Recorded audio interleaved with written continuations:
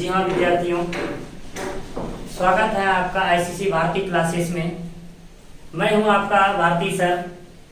तो आज हम लोग इस कक्षा में हम लोग बात करने वाले हैं जनन अध्याय के बारे में। आज हम लोग पढ़ेंगे जनन क्या है और जनन कितने प्रकार के होते हैं, हम लोग उनके बारे में हम लोग आज पढ़ेंगे। तो सबसे पहले हम लोग जानेंगे जनन क्या है। जनन वह प्रक्रम है, जनन वह प्रक्रिया है जिसके द्वारा जीव अपनी जनसंख्या में वृद्धि करते हैं। अर्थात हम लोग कह सकते हैं जनन जो है, जनन जीवों में जनसंख्या वृद्धि का एक साधन है। जीवों की जनसंख्या वृद्धि का प्रक्रम है। तो जनन क्या है? जीवों में जनसंख्या वृद्धि का एक प्रक्रम है जनन। जनन क्या है? जीवों में जनसंख्या वृद्धि का एक प्रक्रम है। जनन वह प्रक्रम है जिसके द्वारा जीव अपनी जनसंख्या में वृद्धि करता है। जनन वह प्रक्रम है जिसके द्वारा जीव अपनी जनसंख्या में वृद्धि करता है। अब हम लोग बात कर लेते हैं जनन के प्रकार के बारे में। जनन जो होते हैं दो प्रकार के होते हैं। एक जो होते हैं ना अलैंगिक जनन, एसेक्सुअल, और दूसरा होते हैं हमारे लैंगिक जनन। दूसरा होते हैं हमारे लैंगिक जनन, जो होते हैं लैंगिक जनन, जिसको हम सेक्सुअल रिप्रोडक्शन कहते हैं। तो हम लोगों ने जाना जनन दो प्रकार के होते हैं, एक अलैंगिक जनन और एक लैंगिक जनन। सेक्सुअल रिप्रोडक्शन और एसेक्सुअल। एसेक्सुअल वो आपका अलैंगिक जनन और सेक्सुअल वो आपका लैंगिक जनन। लैंगिक जनन जिसको हम लोग सेक्सुअल रिप्रोडक्शन कहते हैं। तो हम लोग जानकारी प्राप्त करते हैं, हम लोग जानते हैं कि अलैंगिक जनन में क्या क्या होते हैं। अलैंगिक जनन जो होते हैं इसमें केवल और केवल एक व्यष्टि भाग लेते हैं। इसमें जीव का जो होते हैं ना केवल एक ही व्यष्टि भाग लेते हैं, वनली वन। इसमें किसी प्रकार के अंडाणु या शुक्राणु भाग नहीं लेते, अर्थात इसमें किसी भी प्रकार का मेल या फीमेल, मेल या फीमेल जो होते हैं ना, मेल और फीमेल, इसमें से कोई भाग ही नहीं लेता है। इसमें मेल और फीमेल कोई भाग ही नहीं लेता है, अर्थात इसमें केवल एक ही भाग लेते हैं। किसमें? इसमें केवल एक ही व्यष्टि भाग लेते हैं अलैंगिक जनन में। और जो होते हैं इसमें जो उत्पन्न संतानें जो होती है ना, इसमें उत्पन्न संतानें बिल्कुल जनक के समान, अर्थात उसका जिस प्रकार उसका पिता होंगे, जिस प्रकार उसकी उत्पत्ति करने वाला होंगे, अर्थात उसके जनक होंगे, उसी प्रकार से ये बिल्कुल जनक के समान होते हैं। अगर यूं कहा दिया जाए आलू का पौधा है तो आलू का पौधा ही उत्पन्न है। आलू का पौधा है तो आलू का पौधा ही जन्म लेगा। आलू का पौधा है तो आलू ही जन्म लेगा। आलू का पौधा है तो वो आलू ही जन्म लेगा। अगर केला गाछ है तो केला ही लेगा।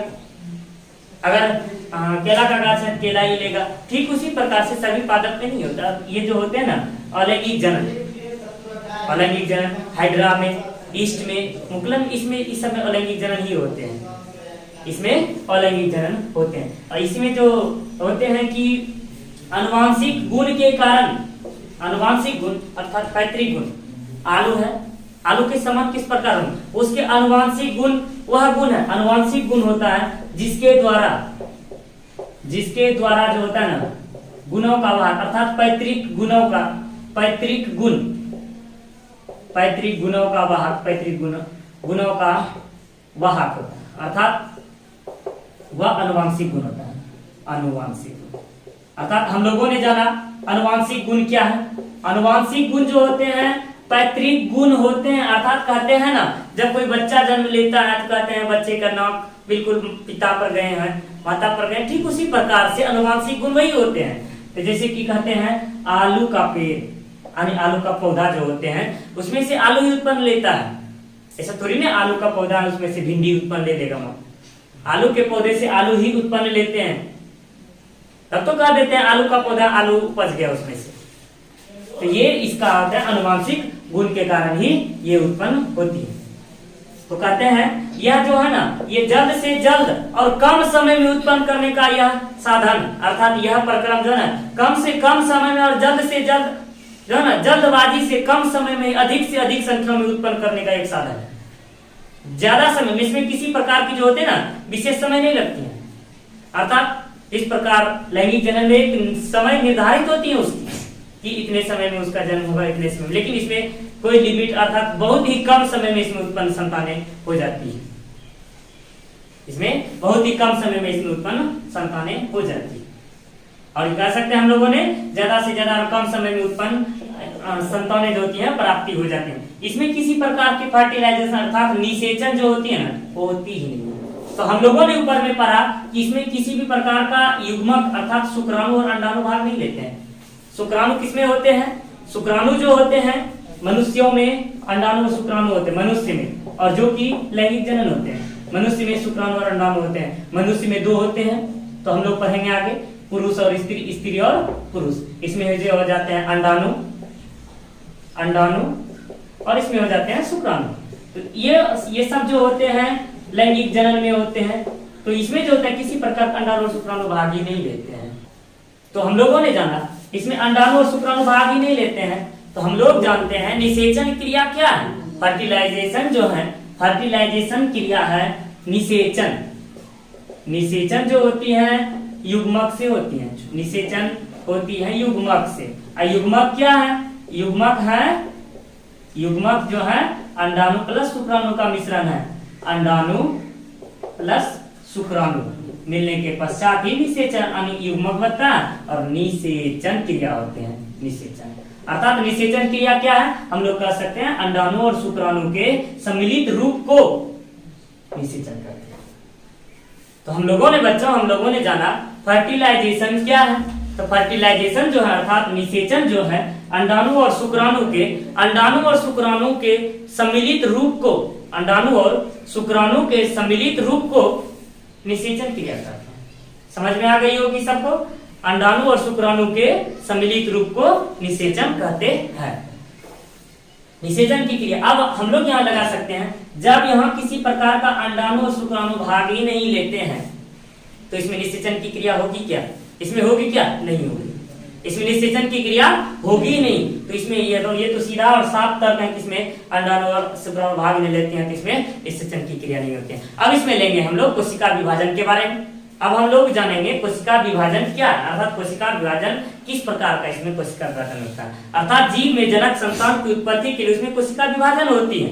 कोशिका विभाजन होनी पड़ती है इसमें। तो हम लोग जानेंगे कोशिका विभाजन इसमें किस प्रकार, इसमें जो होते हैं, इसमें कोशिका विभाजन जो होते हैं इसमें अलैंगिक जनन के बारे में हम लोग बात कर रहे हैं अभी। अलैंगिक जनन के बारे में, अलैंगिक जनन जो होते हैं इसमें समसूत्री, जिसको हम लोग समसूत्री और अर्धसूत्री यानी असमसूत्री, इसमें समसूत्री और असमसूत्री कोशिका विभाजन होती है। इसमें आधा और पूरा दोनों प्रकार की कोशिका विभाजन होती है। तो हम लोगों ने जाना इसमें जो होते हैं समसूत्री और असमसूत्री दोनों प्रकार की कोशिका विभाजन होती है। तो हम लोगों ने अभी तक में हम लोगों ने अलैंगिक जनन के बारे में हम लोग पढ़े। अब हम लोग लैंगिक जनन के बारे में हम लोग पढ़ेंगे। लैंगिक जनन के बारे में हम लोग करते हैं और लैंगिक जनन के बारे में हम लोग पढ़ते हैं। तो लैंगिक जनन के बारे में हम लोग पढ़ेंगे। तो इसको साफ कर लेते हैं। तो चलते हैं हम लोग लैंगिक जनन के बारे में।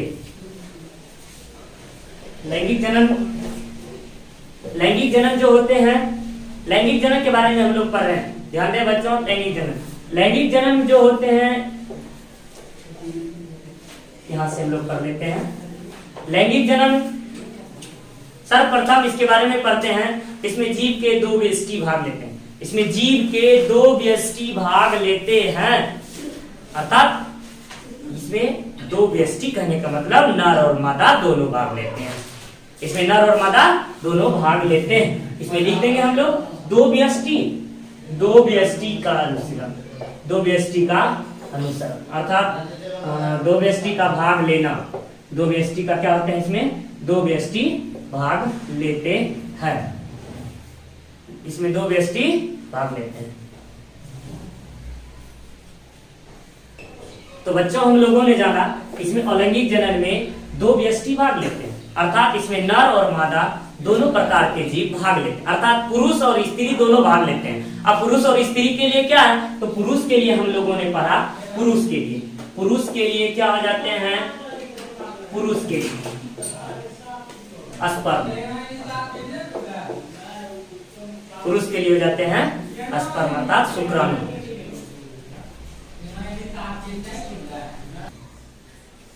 तो पुरुष के लिए जो होते हैं स्पर्म, स्पर्म जो होते हैं अर्थात इसको हम लोग स्पर्म को स्पर्म ही करते हैं। और स्त्री के लिए जो होते हैं, स्त्री के लिए अंडाणु, जिसको हम लोग ओवम भी करते हैं, ओवम। अंडाणु को हम लोग क्या कहते हैं, ओवम कहते हैं। और शुक्राणु को हम लोग स्पर्म कहते हैं। स्पर्म को हिंदी में हम लोग शुक्राणु कहते हैं। हम लोग यहाँ नीचे में लिख लेते हैं, तो जो लिख रहे हैं वो अच्छे तरीके से लिख लेंगे। पुरुष के लिए अर्थात इसमें जो होते हैं पुरुष का शुक्राणु, जिसको हम लोग स्पर्म कहते हैं, स्पर्म। और स्त्री के लिए, हमारे स्त्री के लिए यानी स्त्रीलिंग के लिए अंडाणु, इसको हम लोग ओवम कहते हैं। तो हम लोगों ने जाना शुक्राणु को हम लोग स्पर्म कहते हैं और अंडाणु को हम लोग ओवम कहते हैं, जो कि स्त्रियों में होती है। पुरुषों के लिए शुक्राणु और अंडाणु दोनों, स्त्रियों के लिए अंडाणु भाग लेते हैं। इसमें दो व्यष्टि अर्थात इसमें पुरुष और स्त्री दोनों भाग लेते हैं। हम लोग लिख सकते हैं पुरुष प्लस स्त्री का दोनों ही भाग ले सकते हैं। इसमें दो व्यष्टि का भाग लेना कन्फर्म, अर्थात दो व्यष्टि के बिना होगा ही, अर्थात इसमें लैंगिक जनन के लिए दो व्यष्टि का भाग लेना जरूरी है। तो हम लोगों ने इसके बारे में जाना। अब हम लोग जानते हैं इसमें दो व्यष्टि भाग लेते हैं, अर्थात इसमें जो होते हैं ना, इसमें यह दो प्रकार के होते हैं, यह दो प्रकार के होते हैं। इसको विभाजन के आधार पर दो प्रकार के होते हैं। ये होते हैं हमारे ये दो प्रकार के, एक लिंगी एक लिंगी, जिसको हम लोग यूनिसेक्सुअल रिप्रोडक्शन कहते हैं। यूनिसेक्सुअल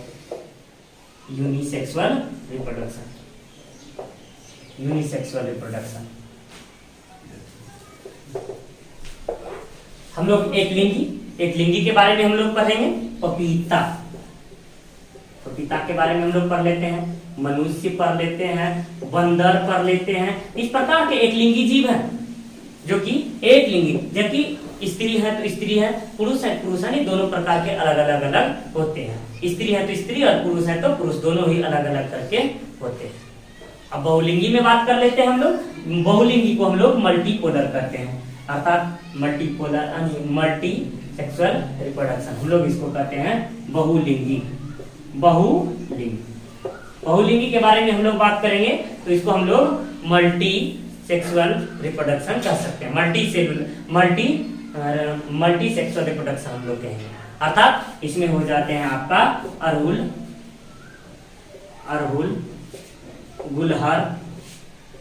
गुलहर, सरसों, ये सब जो होते हैं सरसों, जिसका हम लोग जिसके तेल का उपयोग हम लोग खाने में करते हैं, ये जो होते हैं बहुलिंगी फूल होते हैं, ये बहुलिंगी होते हैं, इसमें बहुलिंगी होते हैं। तो हम लोगों ने जाना लैंगिक जनन जो होते हैं दो प्रकार के होते हैं, एक लिंगी और बहुलिंगी। एक लिंगी में पपीता आ जाते हैं, मनुष्य आ जाते हैं, बंदर, अर्थात जिसमें केवल स्त्री है तो स्त्री, पुरुष है तो पुरुष, इसमें दोनों प्रकार के होते हैं, दो अलग अलग होते हैं। इसमें जो होता है बहुलिंगी के अंतर्गत आ जाते हैं, इसमें दोनों एक ही में मिला होता है, मल्टी सेक्सुअल रिप्रोडक्शन करने का मतलब है दोनों का गुण, स्त्री और पुरुष दोनों का गुण एक ही में होते हैं, वो होते हैं मल्टी सेक्सुअल रिप्रोडक्शन। इसमें होते हैं जैसे अरहुल, गुलहर और सरसों, ये तीनों अनेक प्रकार के हैं, इसमें से हम लोग 3 उदाहरण लिए हैं। ये बहुलिंगी हैं और एक लिंगी में पपीता, मनुष्य और बंदर। हम लोग इसके बारे में हम लोग पढ़ेंगे।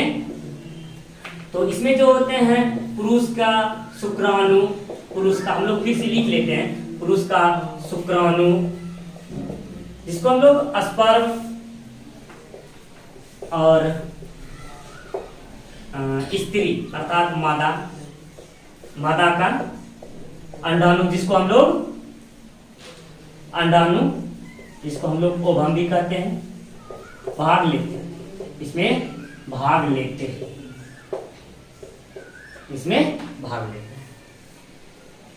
इसमें सभी जीवों में अलग अलग गुणसूत्र होते हैं, इसमें जो होते हैं इसमें सभी में अलग अलग गुणसूत्र होते हैं। इस प्रकार मनुष्य में जो होते हैं ना 46 गुणसूत्र होते हैं, अर्थात 23 जोड़े होते हैं। मनुष्य जो बनते हैं मनुष्य जो होते हैं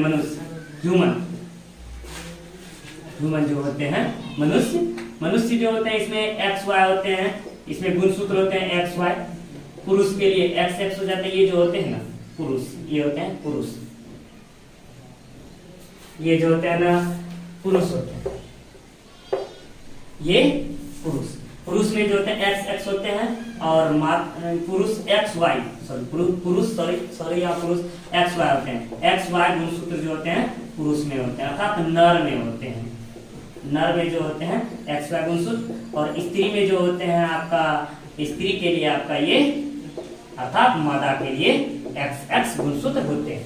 पुरुषों के लिए एक्स वाई और स्त्री के लिए एक्स एक्स गुणसूत्र होते हैं। और इसमें 46 गुणसूत्र, टोटल 46 अर्थात 23 जोड़े गुणसूत्र होते हैं। और इसमें 22 जोड़े तो समान ही होते हैं, 23वां जोड़ा जो होता है ना यही लैंगिक लिंग का निर्धारण करता है। तो लिंग के निर्धारण के बारे में हम लोग आगे पढ़ेंगे। तो इसमें जो होता है लैंगिक विभाजन होता है, इसमें लैंगिक विभाजन होता है, इसमें गुणसूत्र पर विभाजन होता है, इसमें गुणसूत्र विभाजन, अर्थात दोनों में अलग अलग गुणसूत्र विभाजन होते हैं। अर्थात जिस प्रकार से हमने बताया कि इसमें दो इथी हैं, दो व्यष्टि, पुरुष के लिए एक्स वाई, इसमें गुणसूत्र पर आधारित है इसमें विभाजन।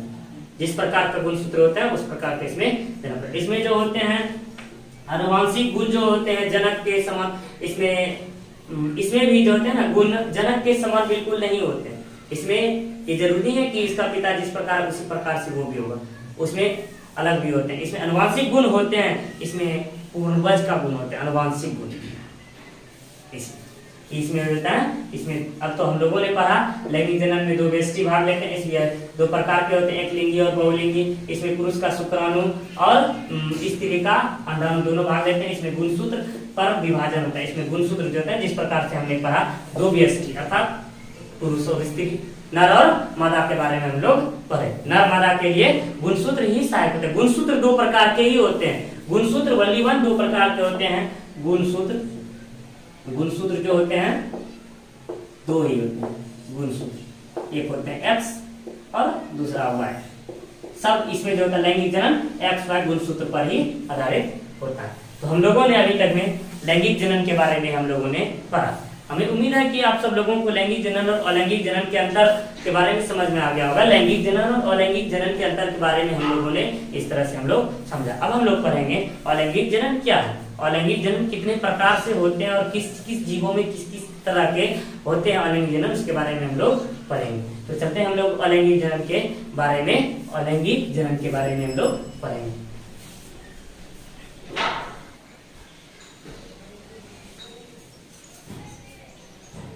तो बच्चों हम लोग बात कर लेते हैं अलैंगिक जनन के बारे में। अलैंगिक जनन की क्रिया जो होती है जीवों में चार प्रकार से होती है। अलैंगिक जनन की क्रिया जो होती है जीवों में चार प्रकार से होती है। तो उसमें से चारों प्रकार के बारे में हम लोग बात कर लेते हैं, उन चारों प्रकार के बारे में हम लोग बात कर लेते हैं। तो इसमें जो होता है अलैंगिक जनन की क्रिया चार से होती है। एक विखंडन, जिसको हम लोग फ्यूजन कहते हैं। पहला है विखंडन, दूसरा है मुकुलन, और तीसरा अपखंडन या पुनर्जनन, और चौथा आपका बीजाणु जनन। ये जो आपका एक मुकुलन है ना, ये आपकी परीक्षा दृष्टि से सबसे ज्यादा उपयोगी रहता है मुकुलन, इसके बारे में हम लोग पढ़ेंगे। और तीसरा हो जाता है अपखंडन और चौथा हो जाते हैं बीजाणु जनन। तो हम लोग बात कर लेते हैं विखंडन के बारे में। विखंडन विधि से किस प्रकार से अलैंगिक जनन विभाजन होता है उसके बारे में हम लोग बात कर लेते हैं। विखंडन किस प्रकार से होते हैं, विखंडन अर्थात फ्यूजन।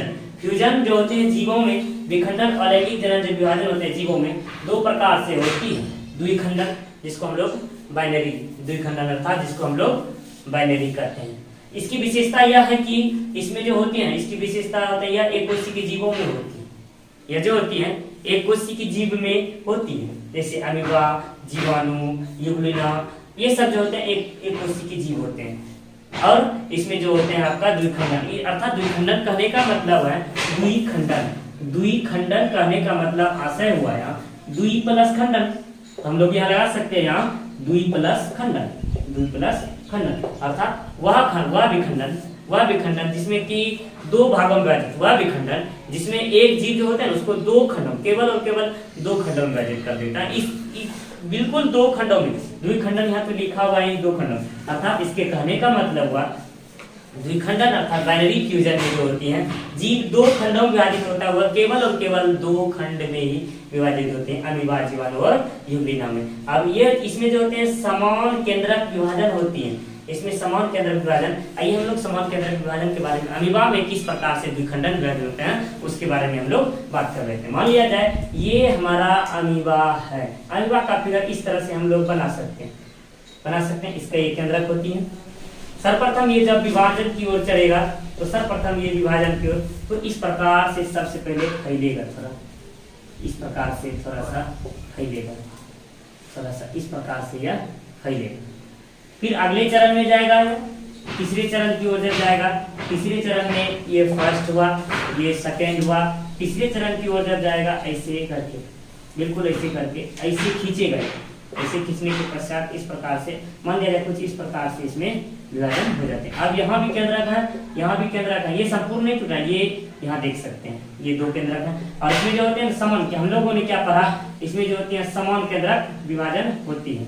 इसमें क्या होती है, समान केंद्रक विभाजन होती है। और यहाँ और ये थर्ड स्टेप हुआ, और चौथे स्टेप में हमारा क्या हो जाते हैं अंतिम में इस प्रकार से इसमें ये हुआ एक प्लस इस रूप से इसमें। अब आप देख सकते हैं यहाँ दो केंद्रक, दो न्यूक्लियस।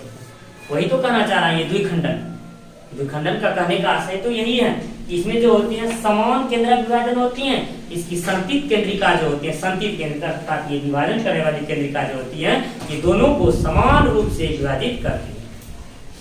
अर्थात इसमें केंद्रक ये नहीं कि ये दो पार्ट्स में दो अलग अलग भागों में विभाजित हुआ, ये अलग अलग होगी, अर्थात दोनों का कार्य अलग, नहीं दो न्यूक्लियस नहीं, अर्थात दो केंद्रिका नहीं, एक केंद्रिका से दो विभाजित हो गया, एक जो विभाजित हुआ उसमें केंद्रिका होबे नहीं करेगा, ऐसा नहीं है। इसमें जो होती है इसमें दोनों में समान केंद्रिका विभाजन, अर्थात दोनों में जो केंद्रिका होती है ना न्यूक्लियस दोनों में, अर्थात ये दो भागों में विभाजित हुआ दोनों में केंद्रिका होती है।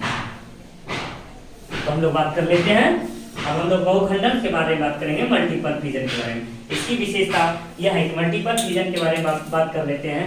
तो इसमें जो होती है एक कोशिकी, इसमें विशिष्ट प्रकार एक कोशिकी जीव भी भाग लेती है। इसमें ऐसा नहीं कि केवल निम्न प्रकार से ही लेते हैं, इसमें एक कोशिकी बहु विशिष्ट प्रकार के कोशिकी जीव भी भाग लेते हैं, जिसके अंतर्गत अमीबा आ जाते हैं, हमारे अमीबा भी आते हैं, मलेरिया परजीवी प्लाज्मोडियम होती हैं। तब तो यही तो है इसकी मलेरिया प्लाज्मोडियम जिसको हम लोग कहते हैं ना, जब कोई मच्छर काटता है, मच्छर मलेरिया परजीवी का मच्छर जब काटता है, देखते हैं सर्दी यानी बुखार, तपती हुई बुखार आती है और चली जाते हैं, लेकिन बुखार हटती नहीं। ये मलेरिया परजीवी का कारण ही है, जो कि बुखार जो शरीर से हट ही नहीं रही है, इनका कारण ही अलग है। अर्थात ये करता क्या है शरीर में, जब ये जिसके शरीर में घुसता अर्थात अंदर आती है वहां अपना कार्य बढ़ा देती है। अर्थात यह एक नहीं, यह तो अनेक बहुखंडन, अर्थात एक से भले दो, दो से भले तीन, अनेक प्रकार के अपने प्रजाति के अनेक जीवों का यह निर्माण कर देती हैं, जिससे क्या होती है जो आपने जिसकी संख्या बढ़ती जाती है और वो अपनी संख्या बढ़ाते पूरे शरीर में छा देते हैं, इससे मृत्यु भी हो जाती है मनुष्य की। मलेरिया परजीवी जिसको हम लोग प्लाज्मोडियम कहते हैं। तो हम लोगों का यहाँ एक क्वेश्चन आता है कि मलेरिया फैलाने वाले मच्छर कौन से है, मलेरिया परजीवी प्लाज्मोडियम है मलेरिया फैलाने वाले मच्छर, प्लाज्मोडियम प्रजाति। और यह जो होते हैं निम्न कोटि के एक कोशिकी जीव, न्यूनतम कोटि के एक कोशिकी जीव अर्थात शैवाल जो होती है उसमें से शरीर के अंदर ये बाहरी मोटे कड़ी आवरण बना लेती हैं। इसमें बाहरी मोटी और कड़ी आवरण बना लेते हैं, जिसमें समसूत्री माइटोसिस और असमसूत्री एमाइटोसिस, अर्थात समसूत्री और असमसूत्री माइटोसिस और एमाइटोसिस जो होती है, इसमें से एक शरीर के बाहर एक कड़ी आवरण बना लेती है, एक कड़ी आवरण बना, जिसमें कोशिका भित्ति के अंदर जो कोशिकाएं होती है ना, वह अनेक प्रकार, अनेक छोटे छोटे टुकड़ों माने विभिन्न प्रकार से प्रजातियों, वह अपने अनुसार प्रजातियों को बना लेती है। वह अपने अनुसार से अपनी जनसंख्या में हम लोगों ने पढ़ चुके हैं पहले, अलैंगिक जनन में जाते बहुत ही कम समय में अत्यधिक मात्रा में अपनी जनसंख्या में वृद्धि किया जा सकता है। तो बहुखंडन विभाजन भी यहाँ होती है, अत्यधिक अपनी जनसंख्या में जो होती है तेजी से अपनी जनसंख्या में वृद्धि करती रहती है, अर्थात अपने अनुसार अपने प्रजाति का यह जो है अत्यधिक मात्रा में जीव का निर्माण कर लेती है। अर्थात ये कोशिका शैवाल की जीव के जो बाहर चारों ओर कड़ी मोटी आवरण बनती है उसको हम लोग सिस्ट कहते हैं। तो एक कोशिकीय निम्न कोटि के कोशिकीय जीव शैवाल के शरीर के चारों ओर जो केंद्रक अर्थात ये कड़ी भित्ति बनती है, कोशिका भित्ति, इसको हम लोग सिस्ट कहते हैं, सिस्ट कहते हैं। तो बच्चों जो नोट्स कर रहे हैं इसको उतार सकते हैं। तो हम लोग पढ़ेंगे मुकुलन विधि के बारे में। तो मुकुलन की विधि के बारे में बात कर लेते हैं, इसको मिटा देते हैं।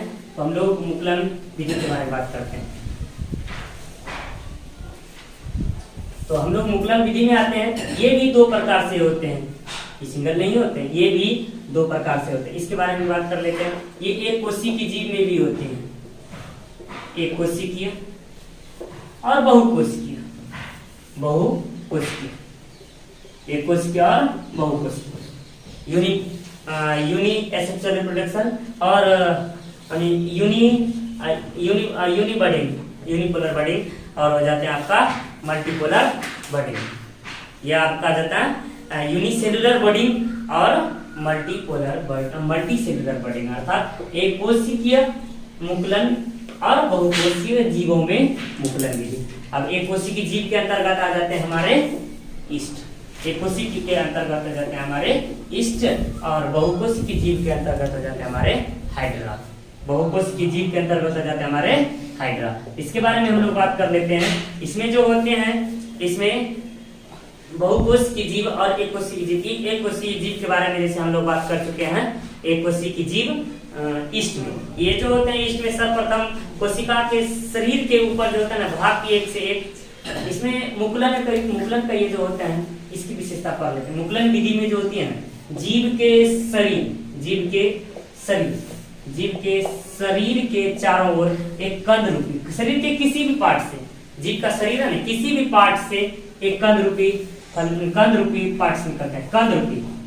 जिस प्रकार हम लोग मक्का का लगाते हैं उसमें क्या करते हैं, जैसे कि डाको आ जाता है, हम लोग उसको कहते हैं अंकुरा, थोड़ी जो अंकुर जाते हैं किसी भी भाग से, अर्थात ये जो होते हैं एक कोशिकीय जीव में मक्का का भाग वो अलग हो गया, तो इसमें से जो होते हैं जीव के शरीर से कंद रूपी किसी भी भाग से, ये जरूरी नहीं है कि एक ही भाग से निकले, ये शरीर के किसी भी भाग से यह निकल जाती है, शरीर के किसी भी भाग से निकल जाती है इसमें से। तो कंद रूपी जो निकलते हैं ना उसको हम लोग बंड करते हैं, निकलने वाला कंद रूपी जो कण निकलते हैं, कंद रूपी कण, उसको हम लोग बंड करते हैं, बंड। तो क्या पढ़ा हमने, मुकुलन विधि में जनक के शरीर से कंद रूपी निकलने वाला जो कंड होता है उसको हम लोग बंड करते हैं, बर्ड। क्या कहते हैं हम लोग, बर्ड कहते हैं उसको, हम लोग बर्ड कहते हैं, मुकुल या बर्ड, उसको बर्ड या मुकुल भी कहते हैं, सॉरी बर्ड नहीं, बर्ड या मुकुल कहते हैं, मुकुल कहते हैं। ये हम लोग बात कर लेते हैं इसके बारे में। तो बच्चों हम लोग एक कोशिकीय जीव के बारे में, अर्थात ईस्ट जो है इसके बारे में लोग पढ़ते हैं, इसमें किस प्रकार से जनन होते हैं इसके बारे में हम लोग बात कर लेते हैं, इसमें किस प्रकार से जनन होते हैं। तो इसमें जो होती है ईस्ट में जनन, ये इसमें शरीर के किसी भी भाग से, हम लोगों ने पढ़ा है मुकुलन विधि में जो होते हैं, मुकुलन विधि में जनन में, मुकुलन विधि वाले जनन में तो शरीर के किसी भी भाग से, अर्थात क्या होते हैं कलिका, अर्थात बर्ड्स निकलते हैं। इसमें जो होते हैं मुकुलन में शरीर के किसी भी भाग से, ये जरूरी नहीं है कि एक ही भाग से, शरीर के किसी भी भाग से इसमें से एक निर्माण हो जाता है, एक कंड का निकल, अर्थात मुकुल। शरीर से किसी भी भाग से जो कंड निकलते हैं उसको हम लोग मुकुल कहते हैं। तो ये हुआ हमारा एग्जाम्पल, इस चित्र के माध्यम से लोग पढ़ते हैं। ये है हमारा, सबसे पहले मानेंगे ईस्ट है मेरा, ये क्या है, ईस्ट है। अब इसका आगे चरण जब जाएगा हम लोग देखेंगे ईस्ट में से अगले चरण में से इस प्रकार से आने के पश्चात यहाँ जो बना, इस प्रकार से शरीर बना करके, ये जो होती है हमारे इस प्रकार से बना करके, है ना, ऐसे घुमा करके इस प्रकार से आगे, यहाँ भी हो गया, यहाँ भी हो गया, यहाँ भी हो गया, इस प्रकार से फिटाइए। फिर आगे आएंगे, इसके शरीर के किसी भी भाग से, बोला नहीं, किसी भी हिस्से से ये निकल जाती है, ये किसी भी हिस्से से, अर्थात ये इस प्रकार से शरीर बनाएगा, ठीक है। यहाँ से इधर भी निकल जाए, यहाँ इधर भी निकल जाती है, फिर इधर नीचे आने के पश्चात इधर भी निकाल सकते हैं, इधर भी निकल सकते हैं। शरीर के किसी भी पार्ट से स्टार फिश की तरह भी बन सकते हैं शरीर के, और जिधर भी होगा ना, सब में क्या पढ़ा मैंने, जितनी भी विभाजन होगी सब में एक केंद्रिका होगी, सब में अपना अपना न्यूक्लियस होगा, सब में, अर्थात इस प्रकार से इसमें से विभाजन होती चले जाते हैं। और जो ये आपका बर्ड्स निकला ना, ये यहाँ देख सकते हैं आप, ये और ये जो है आपका बर्ड अर्थात मुकुल है, ये क्या आपका मुकुल है, तो हमें समझ में आ गई, हमें उम्मीद है आप सब लोगों को कि आप लोगों को एक कोशिकीय मुकुलन विधि के बारे में आप लोगों को अच्छी तरीके से समझ में आ गई। अब हम लोग पढ़ लेते हैं हाइड्रा के बारे में। हाइड्रा जो है बहुकोशिकीय जीव है। इसमें हम लोगों ने पढ़ा एक कोशिकीय जीव ईस्ट में हम लोगों ने पढ़ा, इसके शरीर से किसी भी भाग से क्या हो जाता है, कंड अर्थात मुकुल निकल जाते हैं। लेकिन यहाँ जो होती है मुकुलन विधि में, जो होती है मुकुलन विधि में इसमें शरीर से सबसे पहले पर किसी उभार आते हैं, किसी भी भाग शरीर के किसी भी भाग से, जीव जनक के शरीर के किसी भी भाग से एक उभार आते हैं। उभार के बारे में हम लोग इसके बारे में पढ़ लेते हैं। यहाँ से इस चित्र के माध्यम से हम लोग पढ़ लेंगे। इस प्रकार से मान लिया जाए हमारा ये इस प्रकार से ये बर्ड्स निकला हुआ है। यहाँ पर एक पढ़ा मैंने, इसके शरीर से किसी प्रकार का एक बर्ड्स अर्थात उभार आते हैं। इसमें देख सकते हैं आप शरीर में, इसके शरीर में किसी प्रकार से एक उभार आया तो आगे चल करके यह क्या आ जाते हैं, फिर यह बढ़ती चली जाती हैं। ये इस प्रकार से आया, इस प्रकार से हुआ, फिर आगे आया। इसमें सबसे पहले देखेंगे, पहले एक बर्ड्स था, अब यहाँ देखेंगे ये बर्ड्स हैं, ठीक है। इसके बाद एगो, इसके बाद यहाँ देख सकते हैं आप दो हो गई। इसमें तो विभाजन होती जा रही है। इसमें ये तो बहुकोशिकीय है, अपनी जनसंख्या में वृद्धि करते जाएगा अपनी जनसंख्या में तो वृद्धि लगातार ये करती ही जाएगी। तो ये जो होते हैं आगे आएंगे, फिर इसमें देखेंगे अनेकों हो जाएंगे। वहां क्या था, एक था, लेकिन यहाँ क्या हो गई, अनेकों हो गई। अब तो देख सकते हैं यहाँ से इस प्रकार से 1 2 3 4 इस प्रकार से अनेकों हो जाएगी। यहाँ 2 से 3 4 और अनेक, जब तक इसकी प्रक्रिया बढ़ती जाएगी तब तक इस प्रकार से इसमें वृद्धि हो जाएगी। ये किसके लिए था हमारा, ये हाइड्रा के लिए था।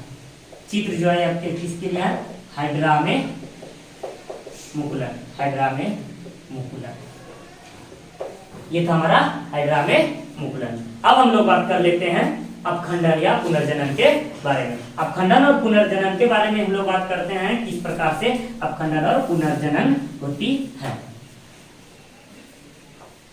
अपखंडन या पुनर्जनन का फ्रेगमेंटेशन, इसमें जो होते हैं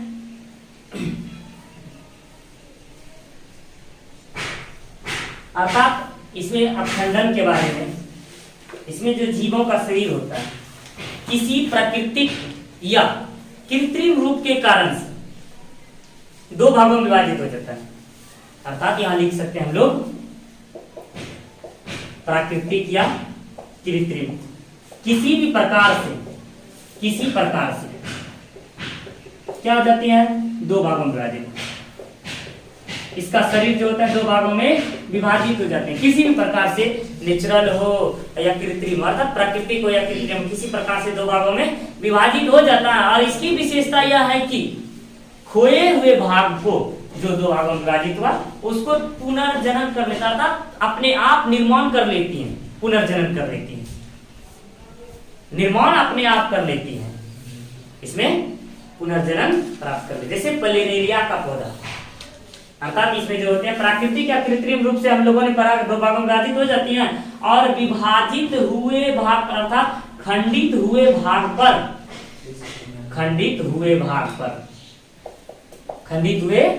पर फिर पुनः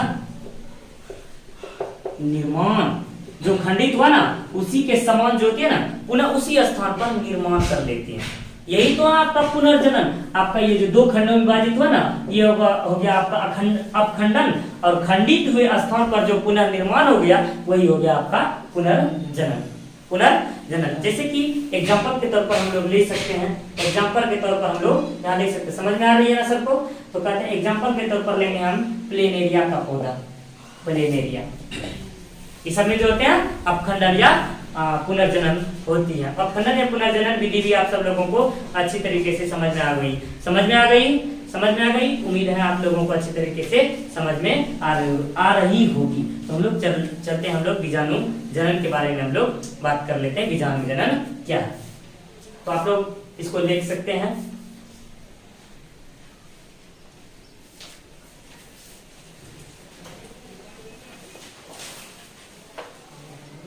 अब हम लोग बीजाणु जनन के बारे में बात कर लेंगे। बीजाणु जनन क्या है और बीजाणु जनन में किस प्रकार से होते हैं। ये जो होते हैं निम्न श्रेणी के जंतुओं में होते हैं। ये निम्न श्रेणी के जंतुओं में, निम्न श्रेणी के जंतु जैसे शैवाल, जीवाणु, शैवाल, जीवाणु, इस प्रकार से जो होते हैं शैवाल, जीवाणु, कवक, ये सब जो निम्न प्रकार के होते हैं कवक, ये सब में ये होते हैं बीजाणु जनन। बीजाणु जनन अर्थात बीज का निर्माण होता है, बीजाणु जनन, बीज